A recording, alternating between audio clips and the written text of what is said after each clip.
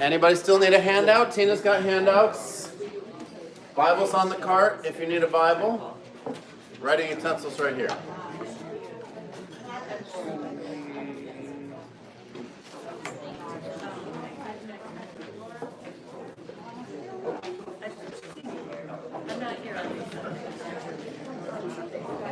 Bibles are right over here. I'll grab it. Oh, there are a couple.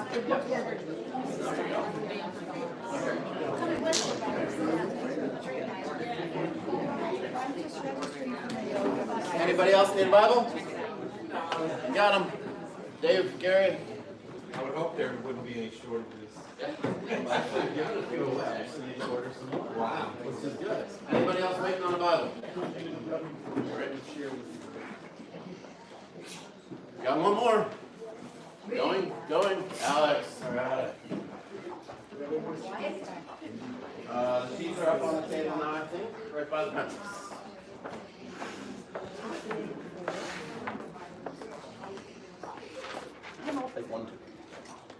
All right, good morning again, everybody. So, you got plenty to eat?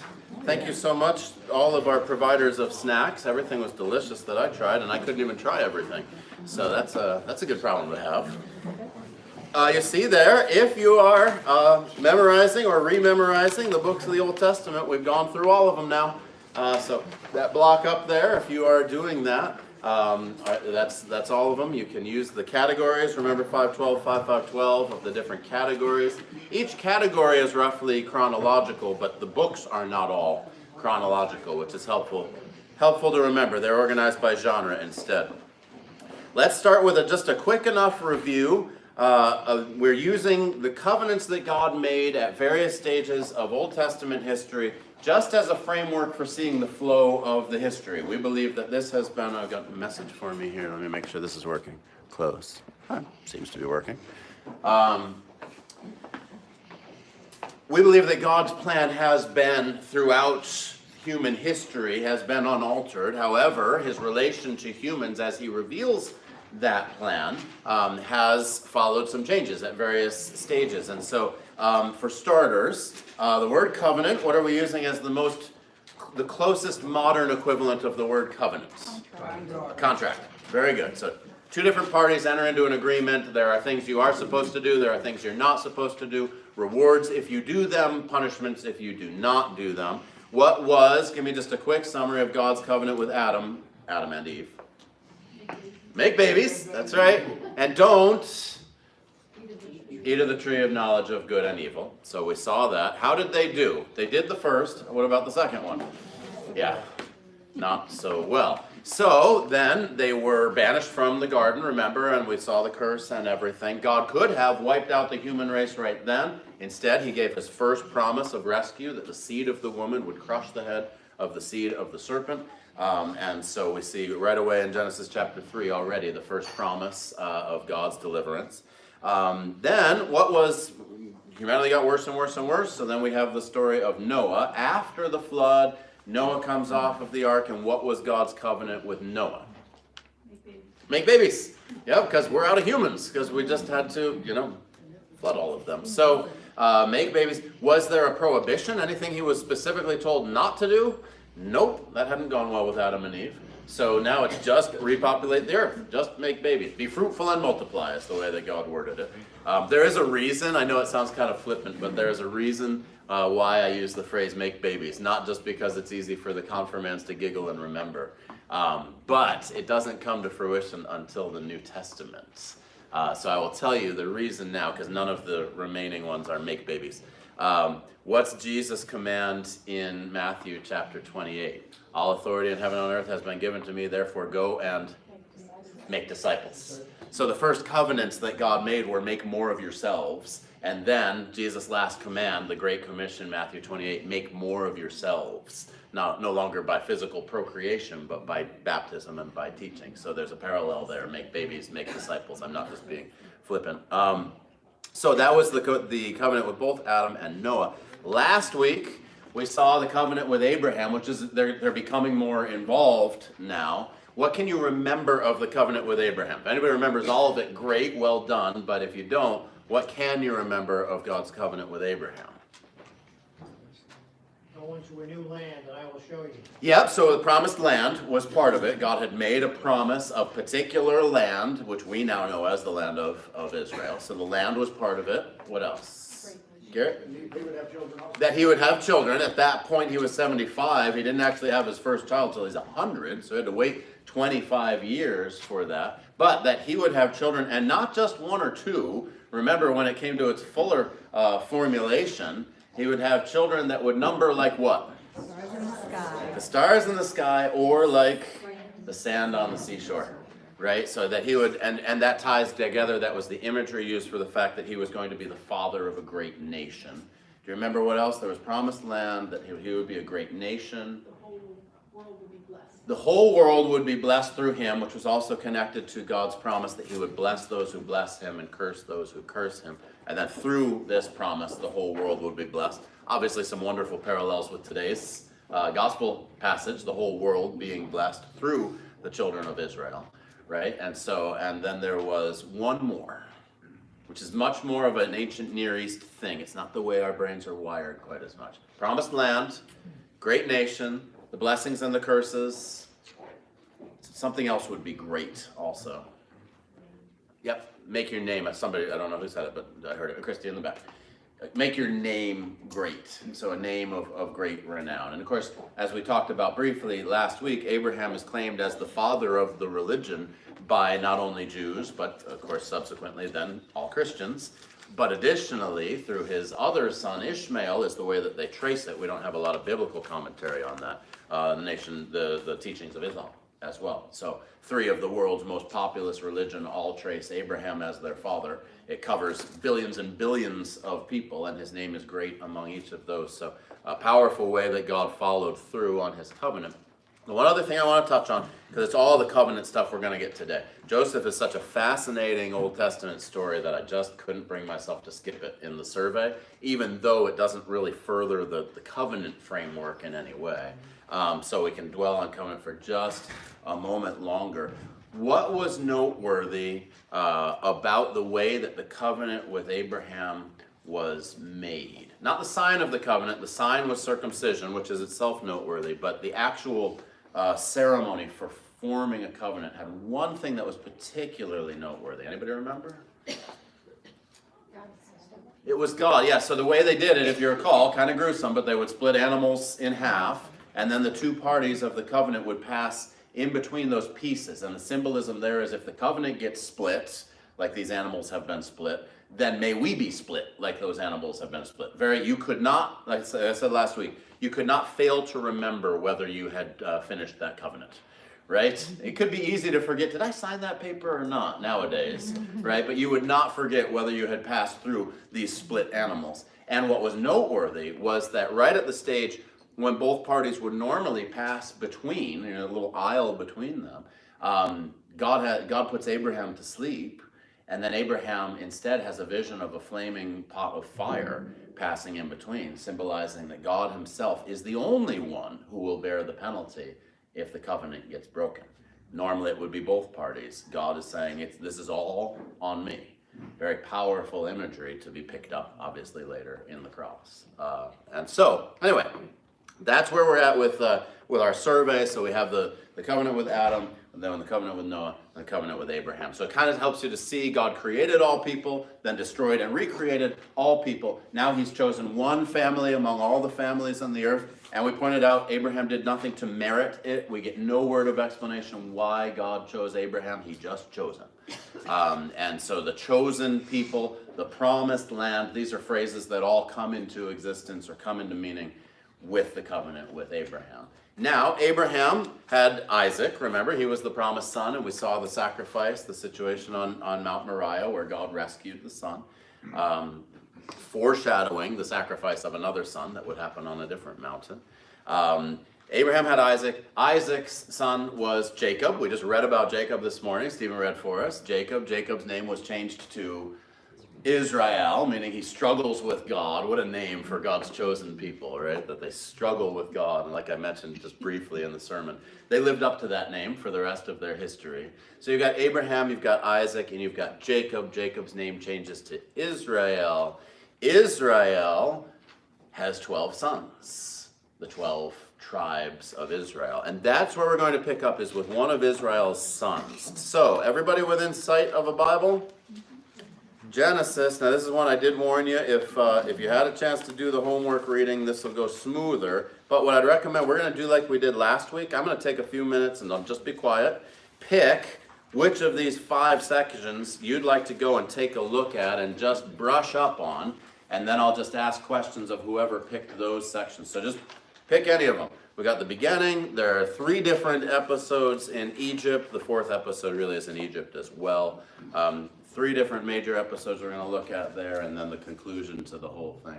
Pick one. Go ahead and read. I think I got some other Bibles in different translations if anybody's not within sight of a Bible.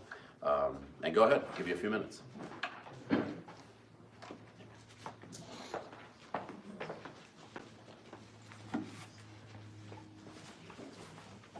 Welcome to any of them. Thank you.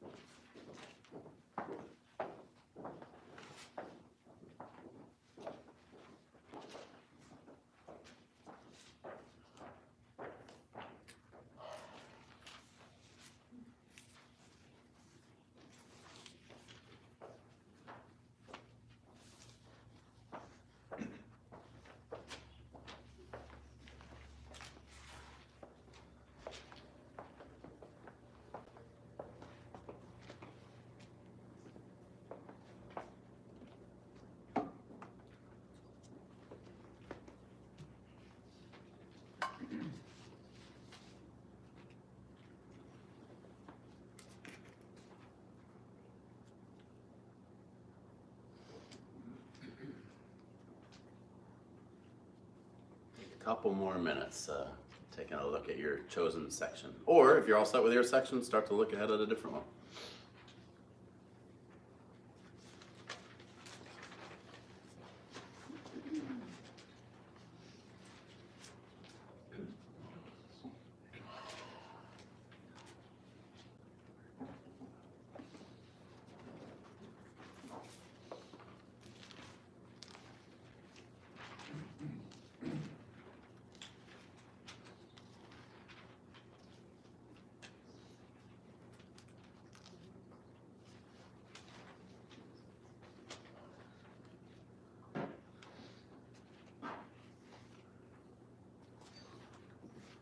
Alrighty, so how many of you decided to just go right ahead with the first one? Genesis 37. Who was looking there? We go 1, 2, 3, 4, 5, 6. Oh, a lot. All right, so it's gonna be easy answering the first questions. We might have to dig a little deeper for the other sections. All right, so how would you summarize? You can see with each of these sections, I just put the same 3 questions as we try to live our way through Joseph's story here and see what God is teaching through it. Noteworthy, by the way, to me, and then we'll go in, is that basically the rest of the book of Genesis is Joseph's life. There's some more details that we're not diving into, but the sections that we had to skip, like I said, there are a number of major Genesis events that we're just not covering. It's part of why I feel like it's appropriate to spend the time on Joseph, even in a survey, because so many chapters are given to this one character, even if there wasn't a particular covenant that was established with him. So, Genesis 37, those of you who were looking there, how would you summarize, what did Joseph do? Go ahead, Rachel. Well, I never really paid attention to this before, but I think he tattled Yeah. and he bragged a bit. Yep, both. Yes. flesh that out. So he tattled and he bragged. What did he tattle about? Rachel or anybody who read this section? Dream. What's that? Dream. Oh yeah, that was the bragging, I think, more than the tattling, yeah. Well, I saw he was working with his brothers, his half-brothers. Yep. They were watching Critters, and apparently he went home and tattled about them and brought down a bad report, it says. Mhm. That might be so. Yep. Obviously, the boys went to Jacob. Yeah, well, and a couple of things to point out here. So, Joseph is the youngest, which right away, families are still families, so there's a dynamic there. But even more so, how many women did his father end up having children with? Anybody remember? 4 different women, because he had 2 wives. If you remember the story, he's trying to marry Rachel. But he had a little too much to drink at the wedding ceremony, and his father-in-law was not the most honest individual. His father-in-law was afraid he wasn't going to be able to marry off his elder, less attractive daughter, so surprise, morning after the wedding, he wakes up with the wrong girl. Now he's married to the elder daughter, not the younger daughter, even though he'd already worked 7 years as the bride price for the younger daughter. His father-in-law says, no problem, you can just marry both of them, I'll give you the other one, you just have to work 7 more years, but I'll give her to you now. So, that, if it maybe struck you, and Stephen was reading, well, he went with his 2 wives, well, that's why he has 2 wives, wasn't really his plan. Maybe it speaks well to a little more temperance at wedding receptions, particularly if you doubt the honesty of your father-in-law. But then the problem is that the non-favored wife, Leah, the one that Jacob had never intended to marry, by the way, there was a promise of God attached to the marrying of Rachel. The non-favored wife, and my heart goes out to her, well, she has kids, but the favored wife does not. This creates some jealousy. And so the favored wife says, which is Rachel, well, since I can't have any daughters, or any sons, any kids at all, why don't you take my maidservant and you can father children through her? This is the second time we've seen this, right? We saw this with Abraham as well. Yet again, not distinguishing themselves or covering themselves with glory, the biblical patriarch says, well, okay, right? So that's mother number 2. And the third woman with whom he's trying to father a child, well, then Leah thinks, well, I got a servant too. 2 can play at this game, which now includes 3 and is about to include 4, because she gives her servant to Jacob. Well, why don't you have kids through her? And what does he say? Okay, right?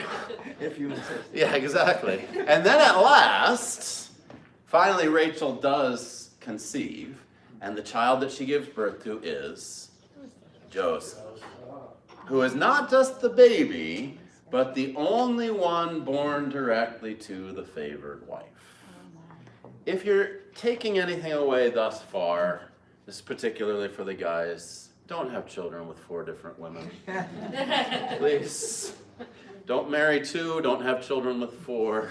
It's gonna get complicated.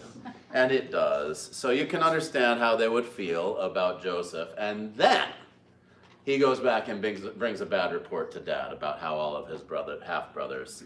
By the way, not Joseph's control at all. And there's no indication that he lied. Right? But he does come and bring a bad report. So it's probably just throwing some gasoline on a fire that's already burning. Dad also throws gasoline on that fire because what does he do with Joseph? They named a Broadway musical after it. Right? Gives him the amazing Technicolor Dreamcoat, right? It's not a direct translation. He gives him some special, it's actually a well-noted linguistic challenge to translate. The word that gets used for his cloak doesn't get used anywhere else, period. So we're just going with basically tradition to translate it as many-colored. There are some scholars who think that it's more likely to mean long-sleeved, but I don't think Joseph and the long-sleeve coat would have sold a lot of tickets.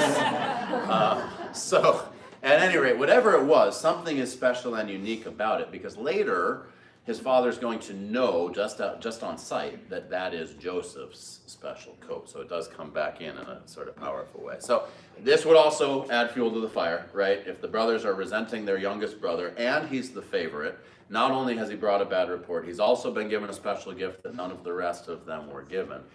Then Brenda, what did you say A previously? dream. He has Now a he has some dream. dreams. And he shares that with the brothers. And he shares the That dreams makes with things the worse. brothers, and it makes things worse.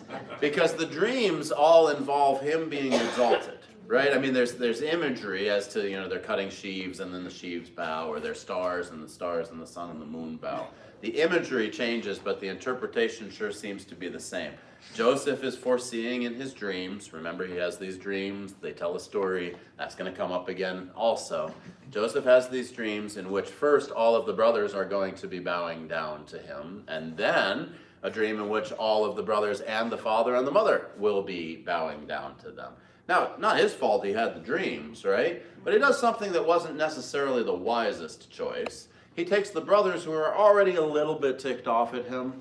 There's some friction in that relationship already. And he goes and tells them, hey guys, I just had the coolest dream.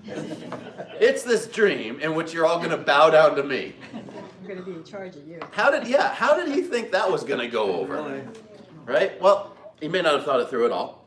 He is still, as far as we can tell, young. What does happen? So this is what Joseph did. And as you can see, there's really no, other than perhaps the unwisdom of sharing the content of the dream, but it doesn't even necessarily judge him for that. What we see Joseph doing, he really hasn't done anything wrong, right? It's not his fault his dad gave him the coat. It's not his fault he's the favored son. He told the truth when he was asked to bring a report about his brothers. It's not his fault the content was bad. And he told the truth about his dreams. It's not his fault that the dream content does not speak well for the brothers' future, right? Really hasn't done anything wrong. We could say maybe a little bit, a little bit reckless, perhaps. It's hard to say from the text itself. That's what he's done. What did, the second question that each section's going to get, what did the other people do? The brothers, what did they decide to do? Kill him! Yeah! Perfectly good solution, right? We've seen this work out well already in the text.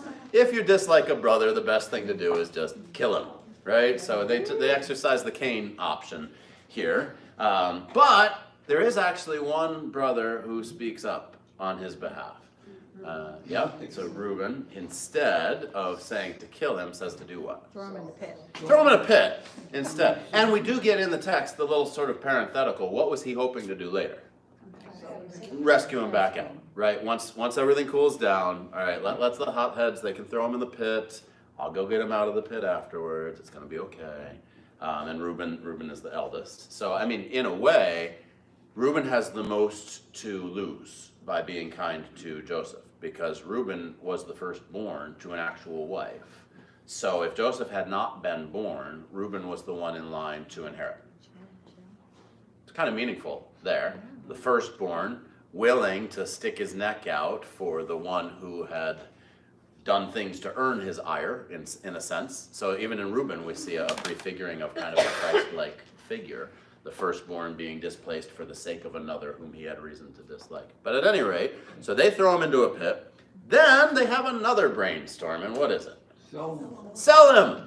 Why should we just kill him and not make a profit? Let's sell him. Here are some slave traders heading down to Egypt. We'll sell our brother. But, wait a minute, what's Dad going to say about all this? Well, there's a plot there too, and what's the plan? Yep, so they put blood on the special cloak so that Jacob, Israel, sees it and concludes what? He must have been killed by wild animals. And instead, he's been sold into slavery, and actually, so it's a worst case scenario for Joseph because he's been sold into slavery, and how many people are looking for him? You got all the brothers who are pretty motivated in him not being found, and everybody else who already thinks he's dead. So that's it. He's got nobody looking. So there's a couple other things we could touch on there, but for the sake of time, so how would it feel to be Joseph at this stage? Just toss out some adjectives. Anybody who wants? Abandoned, betrayed, Angry. hopeless, angry. Yeah, this stinks. There's just no way that, what did I do? Right? And here I am headed into Egypt, a slave who, he doesn't know what they've done, presumably, to try to cover their tracks, but looking pretty hopeless at this stage. Not good. But he gets to Egypt. All right, we're skipping a little bit. That happens. It's the last thing that we hear about some of the other brothers and their shenanigans. So, at least for a while. Now we get to chapter 39. Who picked Egypt part 1, chapter 39? All right, so just the two of you. All right. Well, some of you may know the story as well, so that you guys don't have to be on the hook too much. In this case, what does Joseph do first? He's faithful to his master. It's maybe a different question would be what didn't he do? Yeah, exactly, because he's faithful to his master. He succeeds, so he's been bought by Potiphar, who's an officer of Pharaoh and the captain of Pharaoh's guard. So this would be like the ancient Egyptian equivalent of like the Secret Service. This is the special bodyguard. This isn't Pharaoh's army. This is the special bodyguard to the king. So structurally, a lot of authority, probably not. But in terms of access to Pharaoh, a lot. So you know the old thing like they teach you in business that it's probably better to have a sales meeting with the administrative assistant to the CEO than with the vice president, right? Because the administrative assistant has access to the president in a way that the vice president might not, right? And so this is kind of that thing, the difference between a structural authority or a functional authority. Structurally, the captain of the army would have probably had more authority. Potiphar has more access to Pharaoh. Which is just interesting. So as of right now, that's just interesting. It's going to play out later. But so that's who purchases him is Potiphar, and the Lord's with Joseph, and he becomes successful. And so he rises through the ranks to the point that what's his role in Potiphar's household? Anybody who remembers it, but I know you guys just read it. Intended. Yeah, he's basically the steward. He's the house steward. He's in charge of everything. So if you watch Downton Abbey, he's like the butler, right? Except it's the sort of the butler and the housekeeper combined, and if it were an estate where there's also fields and so forth. So this is a lot of authority, and Joseph is doing extremely well with it, and Potiphar is thriving. Problem. What's the problem? What do the other people do? The wife. Right? And Potiphar, being a very powerful man, probably could marry whomever he chose. So kudos to Joseph, because Potiphar's wife, every reason to believe she would have been young and attractive. And we're told in the text that Joseph is young and attractive. So she decides it'd be great if we slept together. Wouldn't that be nice? And Joseph says, no, that would not be nice. I can't dishonor God or my master in this way. He's entrusted me with everything in the household except you. I'm not going to dishonor him in that way. Does she take no for an answer? No. She does not. She keeps trying until eventually she basically rips his clothes off. At least his outer cloak. He runs away, but now there's some compromising evidence, isn't there? Frames it. It's he said, she said, right? And it's his cloak in her hands. So that's what the other people did thus far. Now here, I do have to tease this out. What do you suppose was the penalty for a slave who tried to rape his master's wife? Death. Right? What is Joseph's penalty? He's put in prison, and it's not just the regular prison, it's the prison for the servants of the Pharaoh. So reading between the lines, whose word did Potiphar believe? It certainly would seem he actually does believe Joseph over the wife, but you also can't let public accusations of rape just go by. And I don't know what due process looked like in Egypt. So how many people would have known whether Joseph had been thrown into prison or had been killed? I mean, he would have been there, he's accused of rape, and he's gone.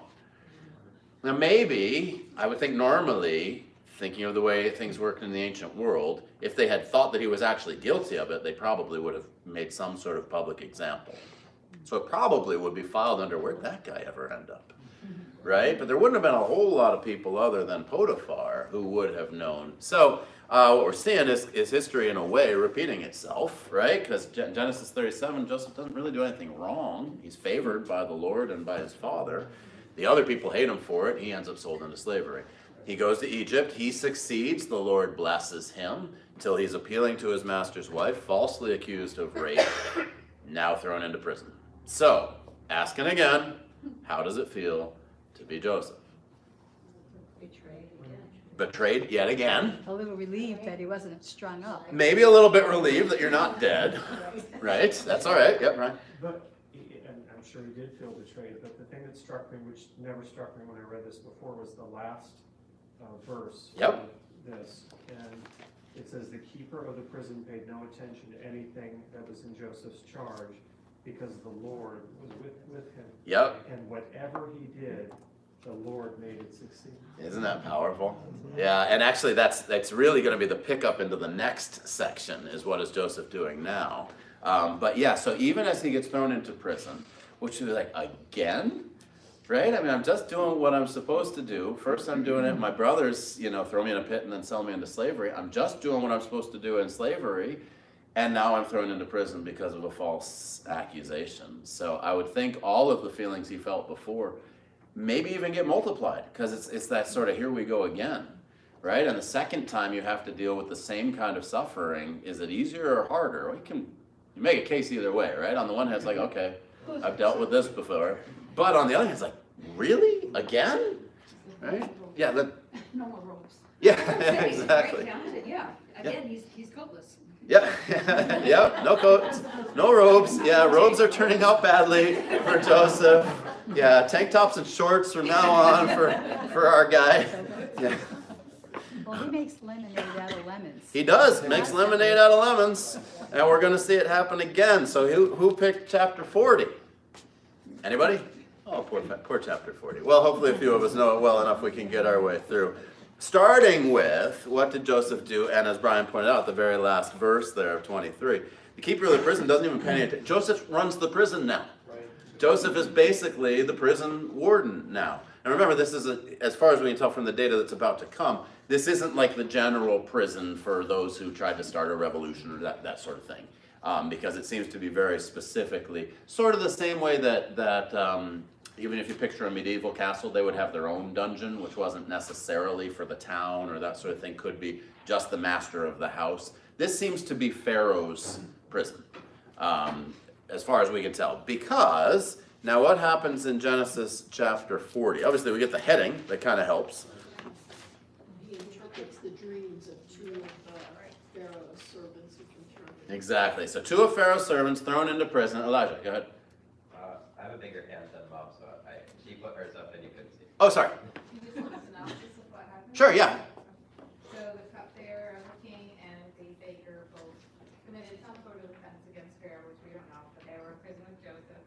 They both have a dream, and Joseph interprets the dream the next morning.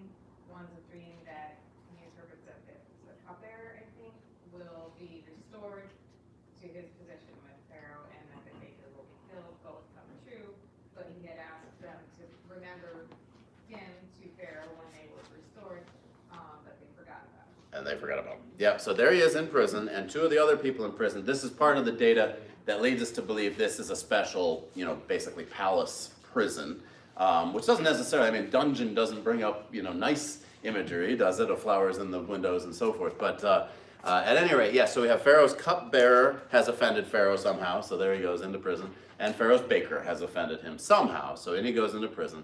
God gives each of them dreams. They tell Joseph the dreams.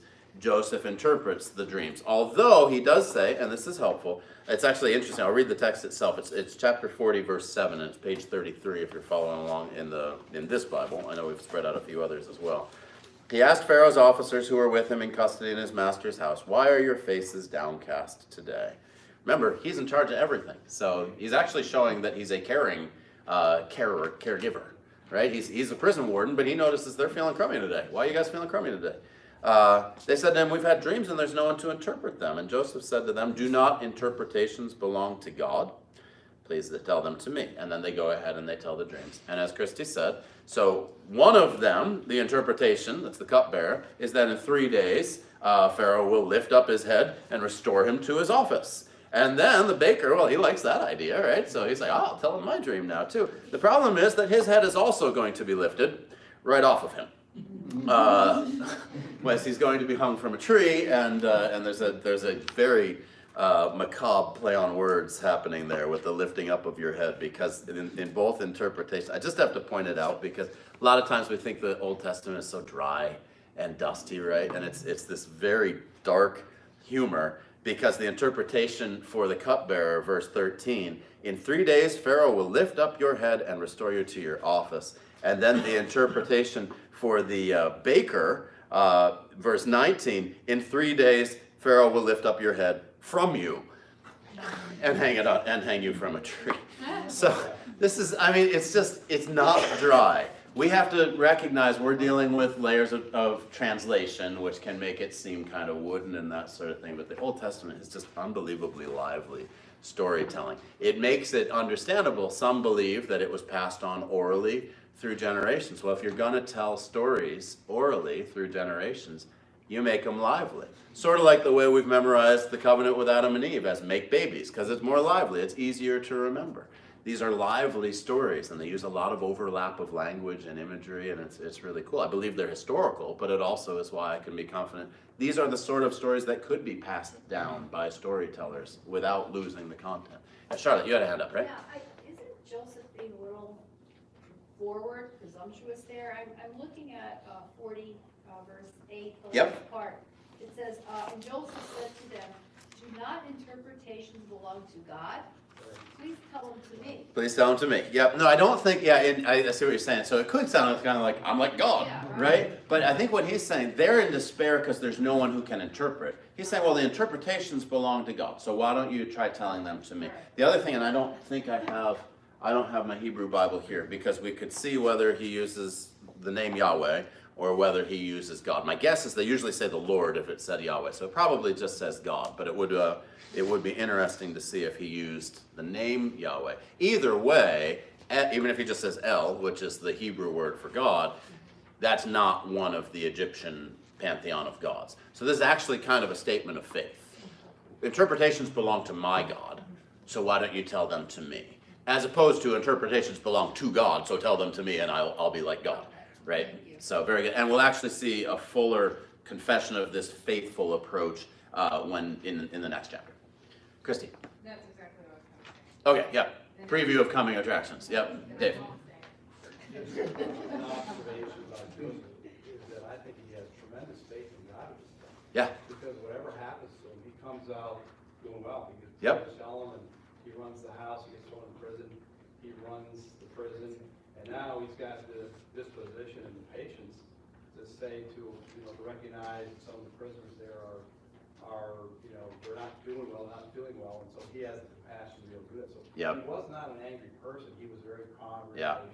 I love that detail there, that he sees that they're downcast and he asks them. It's very, very telling. After what he's been through, I agree 100%. And also the faith, I could totally understand, even though I would disagree with it, but I would totally understand and sympathize if at this point he would have chucked his faith in God, because all he's done is try to be faithful to God, and he got sold into slavery and then falsely accused of rape and thrown into prison. So not ideal, but he still recognizes, hey, God is in control. And like you say, I mean, if you ever want a biblical example of vocation, I think Joseph is one of the best places that you can go, because everything he's called to do, he does the very best that he can. God honors him doing the very best that he can. Obviously, God is with him in a special and a unique way. He is the child of the promise, after all. So that's not just anybody off the street, but still, the power, and like I said, that little detail is so wonderful of just, kind of who he is by personality, but also, if he was just one of these sitting in a cell, woe is me type, he's not going to care what anybody else is upset about. And instead, you see the compassion, and I think that's very telling. Yeah, Lynn. I wonder if the dreams that God had given him in the beginning had helped get him through this too. He knew that there was something better coming. That's certainly a hope, is that if you take those dreams as God's promise, then you say, this is not going to be the end of this story. It's not going to end with me in a pit. It's not going to end with me as a slave. It's not going to end with me as a prisoner, because he's been all of those things right now. He's been at least attempted murder, or considered attempted murder, at his own brother's hands, and now a slave, and now a prisoner. So if we're making a list of things that you would rather not have on your resume, we're hitting a lot of the points that we would rather not have. We would rather not be attempted murder victims. We would rather not be slaves. We would rather not be prisoners. Joseph's had to check all those boxes already. And Joseph did specifically say, please remember me when you're restored before Pharaoh, right? But the problem is, what was the last verse of chapter 40, verse 23? The chief cupbearer did not remember Joseph, but forgot him. Maybe it's because drinking wine was his job, because the cupbearer would sample everything that was being given to the Pharaoh, and then the Pharaoh would wait long enough to see if there was poison in it. But how do you forget that, right? But he does. Somehow he forgets. until we get to our next chapter, chapter 41. So let's do a synopsis there. Did anybody do 41 today? All right, a couple of people that did. So how about a quick synopsis for starters? What does Joseph do in 41? It's kind of two parts. Interprets his dream. So now Pharaoh has a dream, and then the chief cupbearer is like, oh, right. There was this guy. Now, here's the one thing that I do wonder. If you're the cupbearer, probably not a great idea to remind Pharaoh that at one point he was mad enough to throw you into prison, and the other person he threw into prison, he ended up hanging. So maybe we just don't talk about that. Maybe let's just forget that entire thing happened. But now Pharaoh's had a dream, and he's gone to all of the folks. The whole dream is described about cows and ears of wheat and all this sort of thing. It's very interesting, but it all gets described for us there. He goes to all of his interpreters. Nobody can interpret the dreams for Pharaoh. Then the chief cupbearer. Oh, right. There was this guy when I was in prison, and he interpreted, and I think that's the right way to understand it if you read the text itself. Verse 9, we're page 34 still, verse 9 of 41. The chief cupbearer said to Pharaoh, I remember my offenses today, which could mean like I recall. It's not necessarily that he'd forgotten them, but listen to this and see how tactful he is about this. I remember my offenses today when Pharaoh was angry with his servants and put me and the chief baker in custody in the house of the captain of the guard. By the way, we just got the detail of where is this prison. It's still in the captain's house. It's still Potiphar's house. Joseph used to run it. Now he just runs the prison of it. But he still runs it. Interesting. We dreamed on the same night, he and I, each having a dream with its own interpretation. A young Hebrew was there with us, a servant of the captain of the guard. When we told him, he interpreted our dreams to us, giving an interpretation to each man according to his dream. And as he interpreted it, so it came about. I was restored to my office. The baker was hanged. So they call for Joseph. What do they give him right away? Just a wonderful little literary detail here. Cleaned him up. Some nice clothes. Now, maybe to your point, Joseph might think twice about putting good clothes on. Good clothes have not ended well in the past for Joseph. But he's being clothed again, and having been stripped of his robe before by his brothers in order to fake his death, having been stripped of his robe prior to a false accusation of crime, now he is being clothed. And I should say, at this point, as far as we can tell, trying to date this, Egypt was the most powerful empire in the world at the time.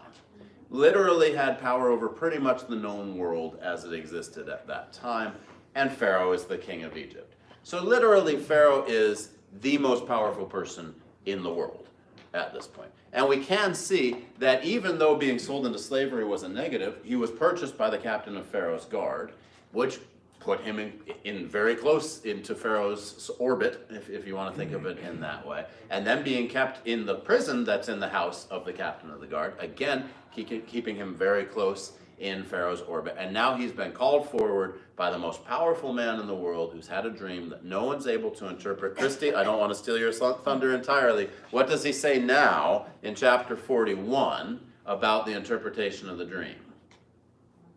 I know you were all ready before, and now go ahead. It is not in me, God will provide, or God will give Pharaoh a favorable answer.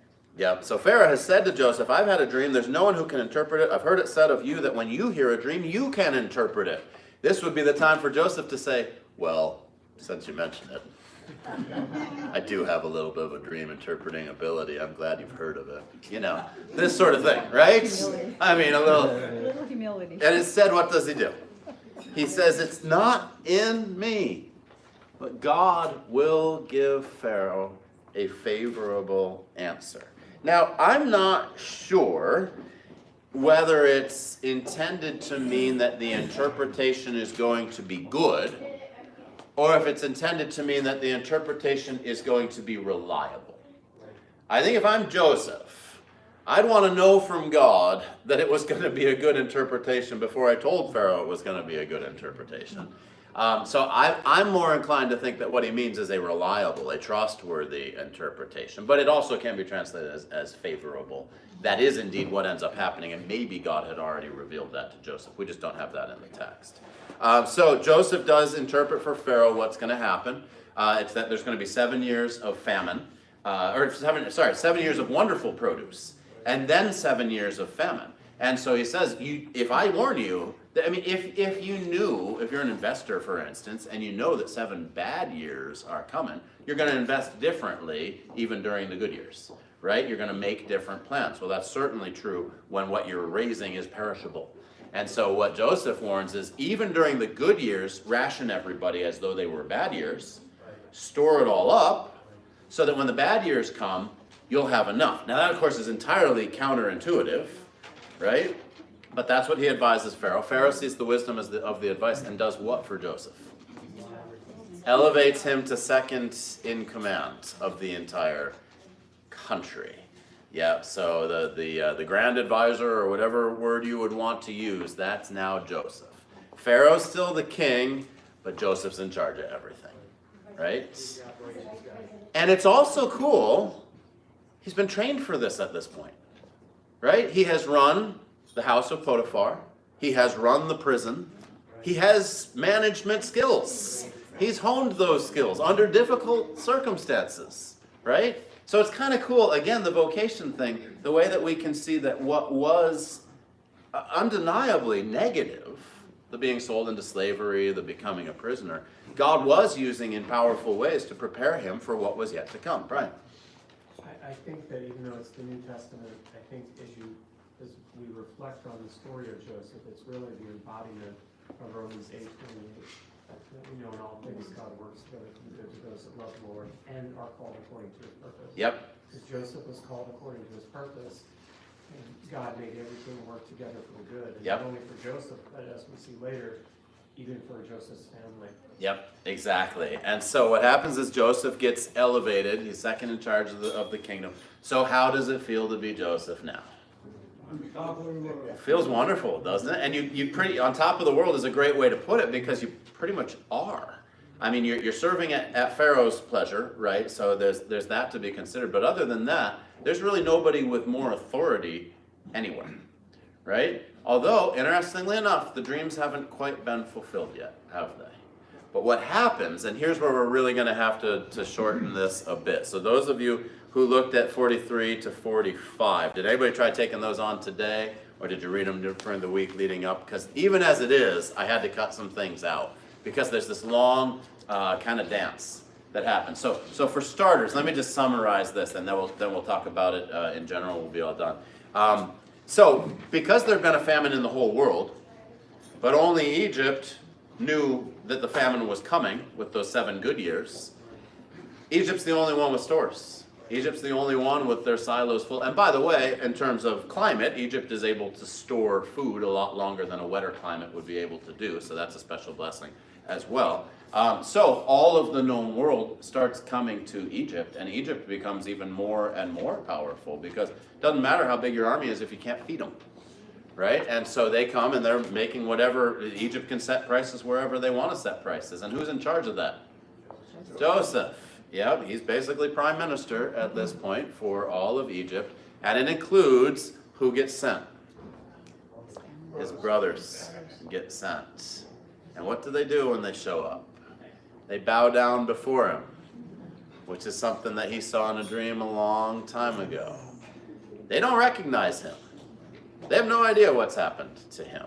By the way, if you've ever seen, what did ancient Egyptian royals and leaders used to do heavily on themselves? Lots of paint and makeup, right? And what language is Joseph speaking by this point? He's speaking ancient Coptic is what it's called, but he's speaking the language of the Egyptians. So he looks like an Egyptian. He sounds like that. No, this sounds like the song. I'm not going to sing the song. All right?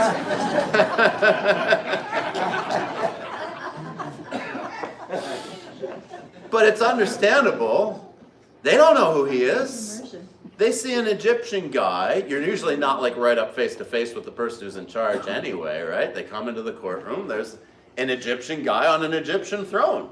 So they're just presenting their thing. Now he knows exactly who they are. And now there's this long kind of involved, and I'd actually recommend read it. It's very interesting because, well, I don't believe that Jesus is in the practice of really trying us, really tempting us. Joseph goes through this sort of elaborate thing that really does tempt them because first he finds out that they have another brother. This is his only full brother, born after he was sold into slavery, so he had no idea, and his mother had died afterwards giving birth. So Jacob has not learned his lesson. He still has a favorite. So he sent all of the brothers except this one, Benjamin. Benjamin is still at home with Jacob. And so Joseph says, well, you go ahead and go home, but you got to bring your other brother back to me, right? And he gives them food and stuff. And then they don't come back until they run out of food.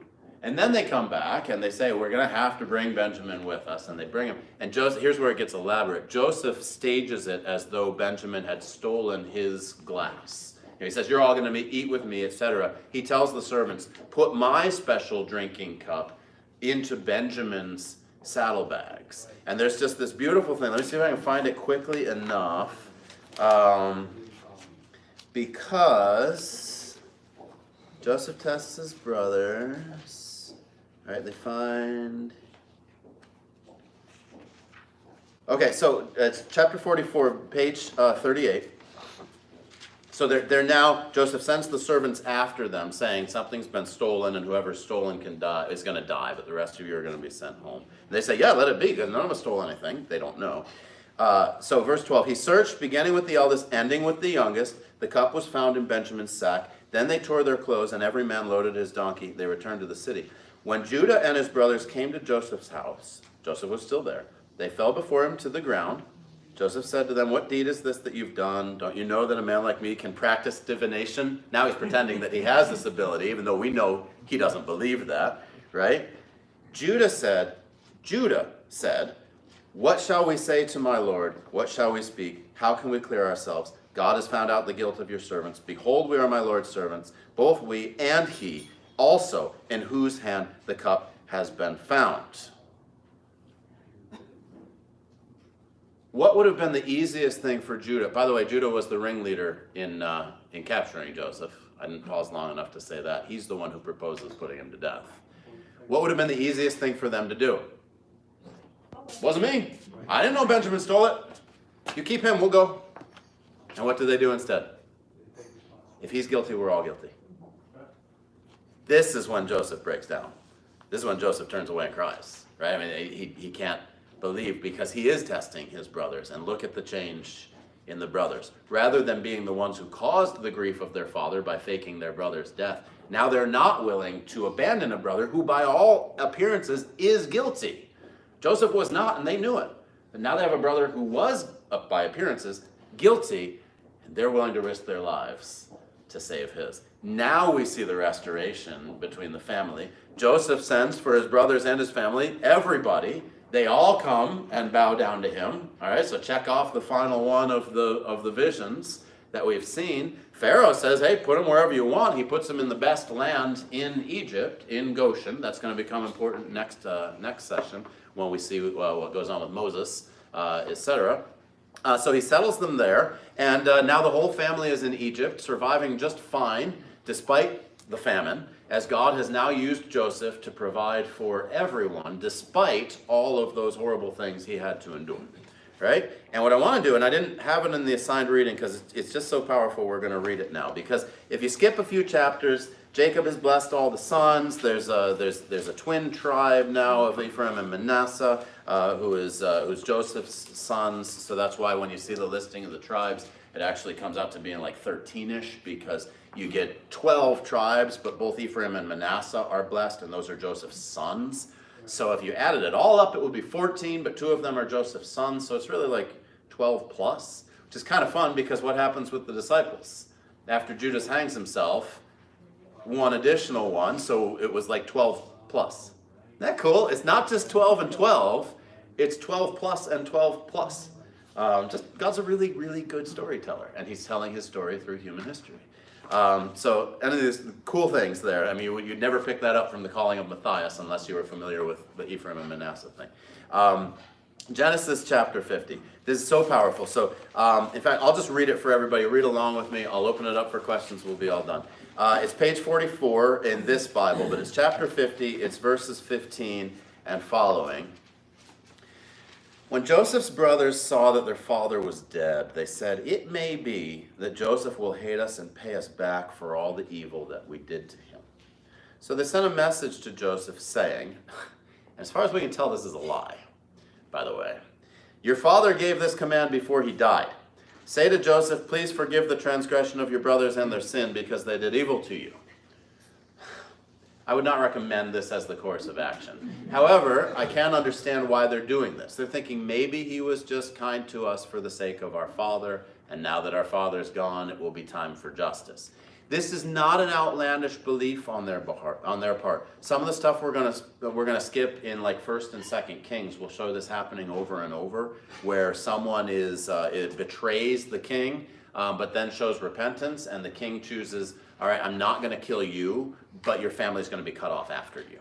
And so that happens a number of times. Apparently, this is not, I don't think, an unreasonable belief on their part. He may have just been waiting till our father was gone to exact his revenge. So they make up a lie.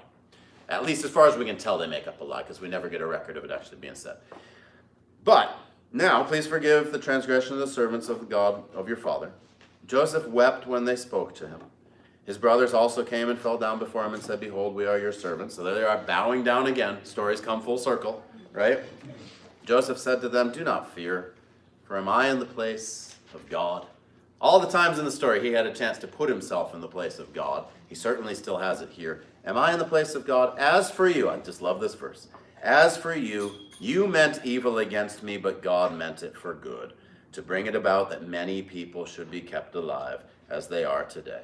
So do not fear, I will provide for you and your little ones." And thus he comforted them and spoke kindly to them.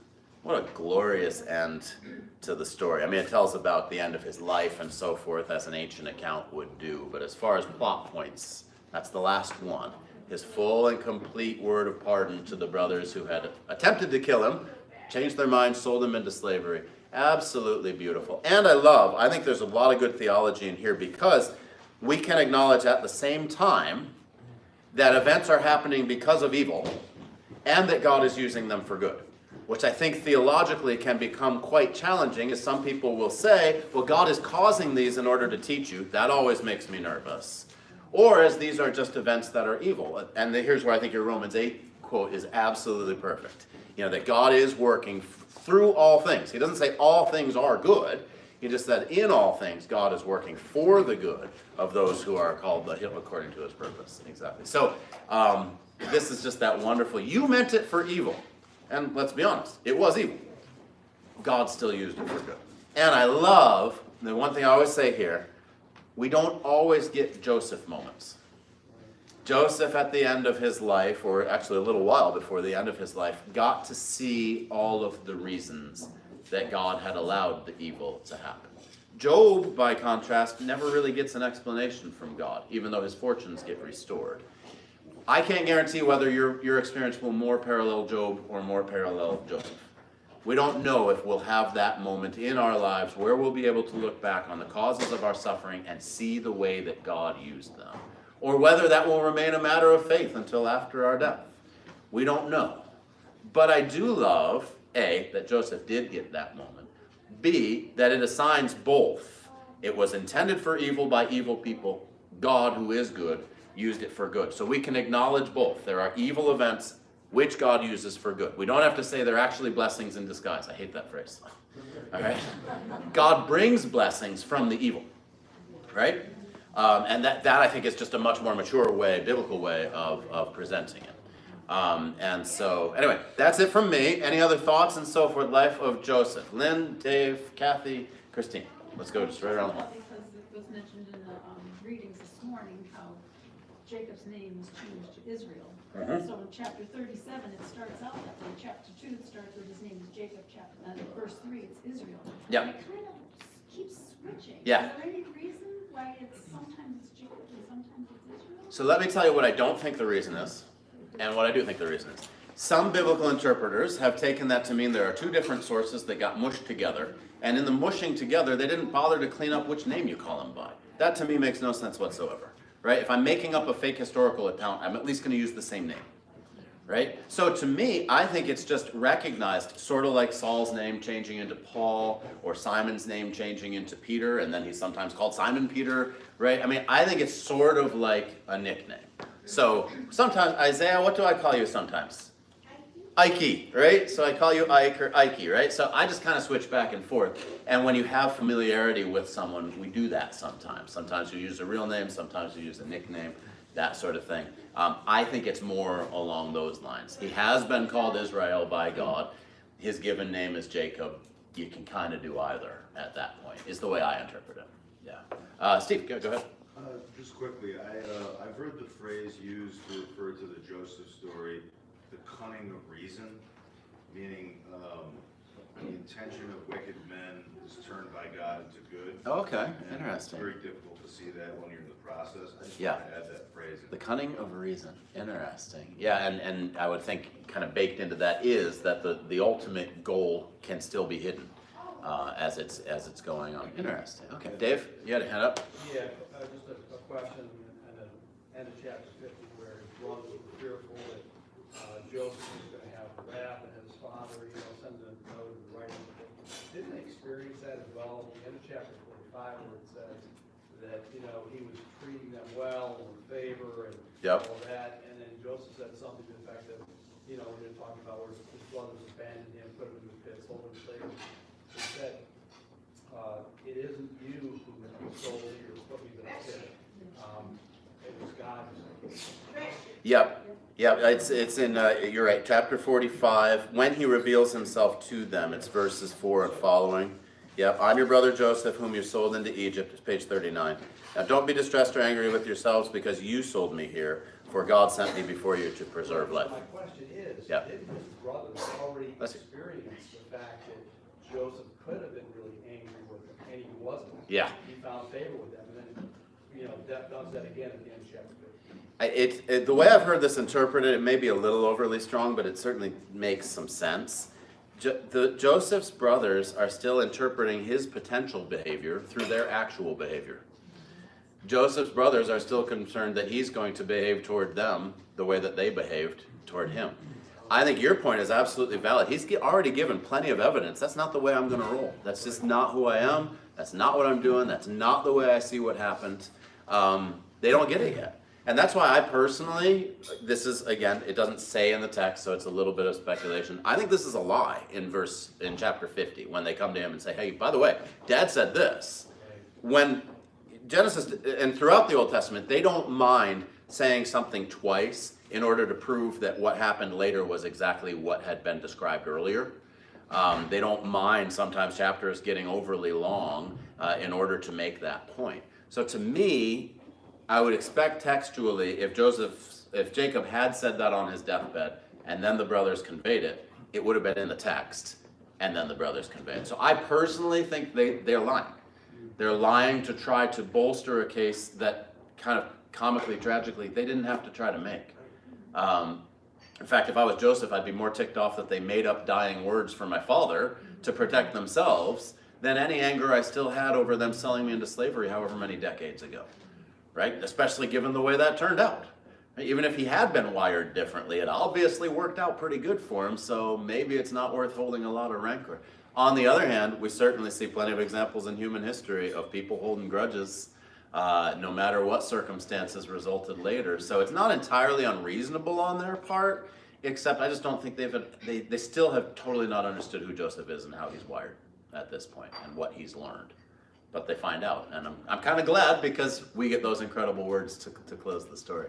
Kathy and then Christine.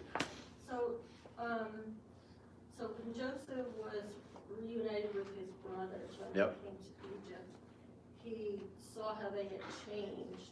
You're right. And Standing up for Benjamin, for instance. yeah, and probably a lot of that change had to do with how they saw their father was affected by Joseph being killed Right. and out of the family.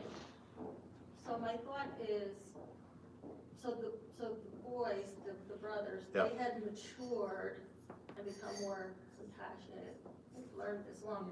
But could we say the same thing for Joseph, when he was living at home, when he was going out to the field and visiting his brother? I mean, I don't really know what kind of person he really was. Right. But it was enough for the brothers to be antagonized by him. But it appears Yep. that even through Joseph's tribulation or whatever, going through all this Yep. stuff, he has matured and become compassionate too. Yep, I think we do see basically what we would call character development, even though these are humans. So we see the brothers, especially Judah, who wanted to kill Joseph because of his jealousy, but now is willing to sacrifice his life on behalf of Benjamin. So clearly, quite a turnaround there from Judah. And similarly, do we see character development on Joseph's part? I think you can make a strong case that we do, because if Joseph has a flaw all the way back in 37, it's that he just goes ahead and says whatever's happening, right? He seems to lack cunning.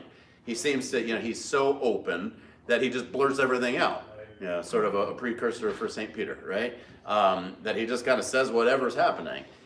Well, that's not what he does at the restoration, right? I mean, he thinks through, how am I going to figure out if these guys are different guys than they were? He provides for them either way, which is a detail to take note of.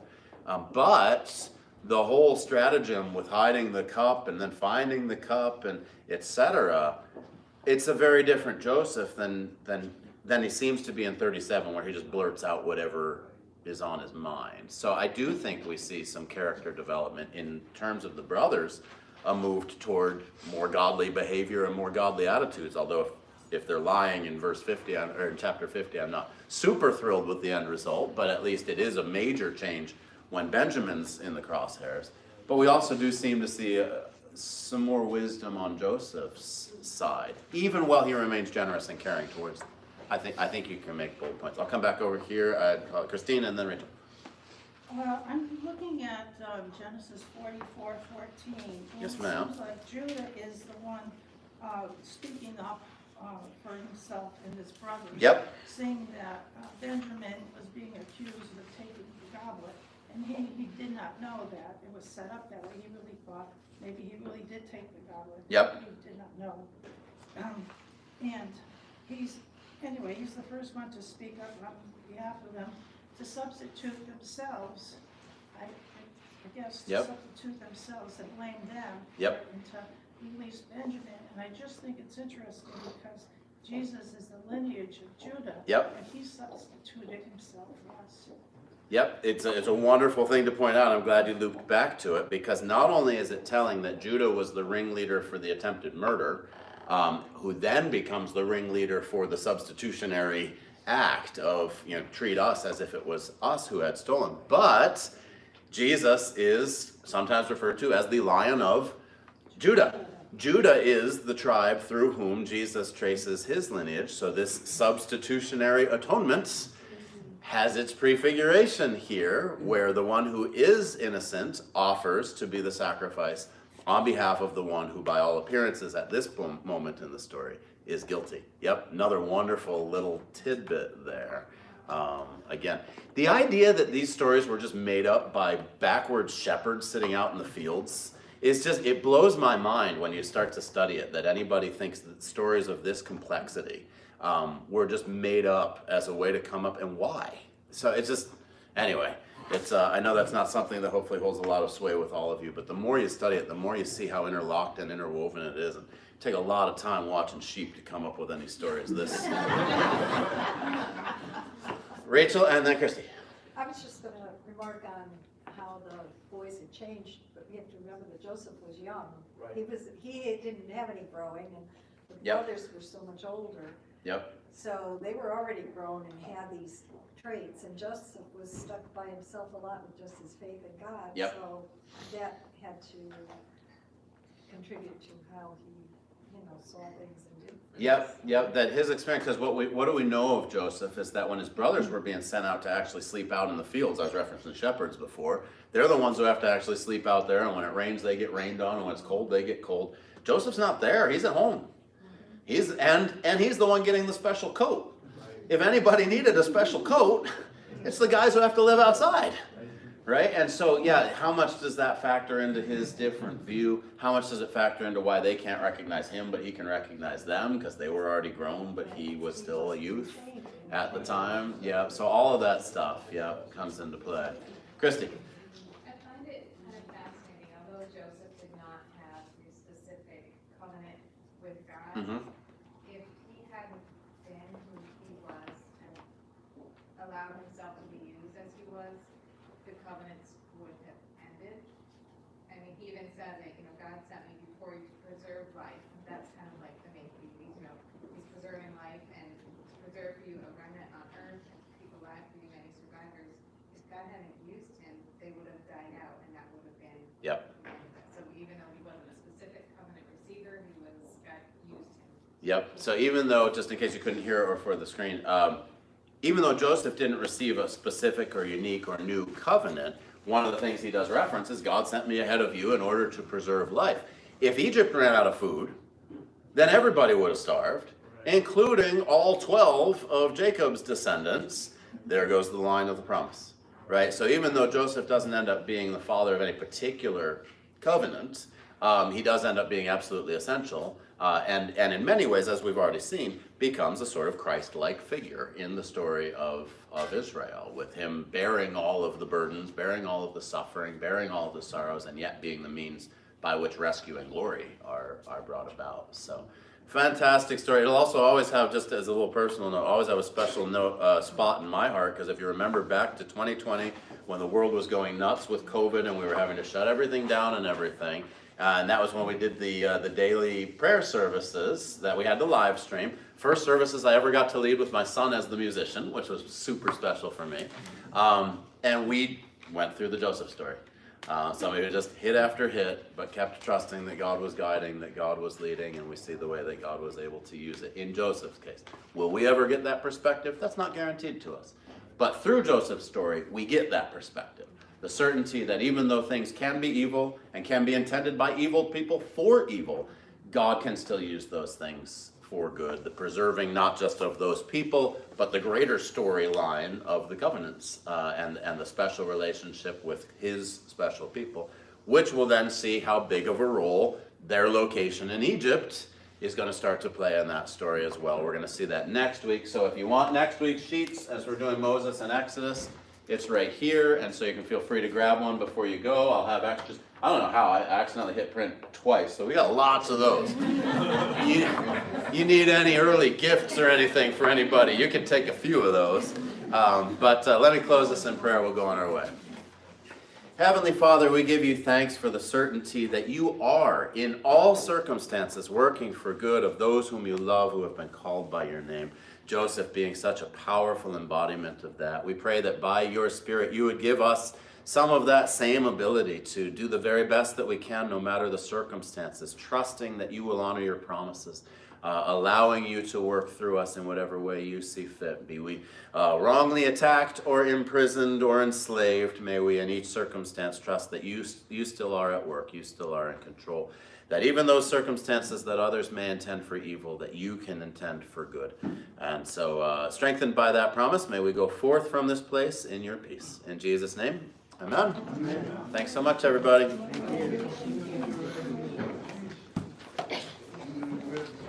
Pastor, one of the things that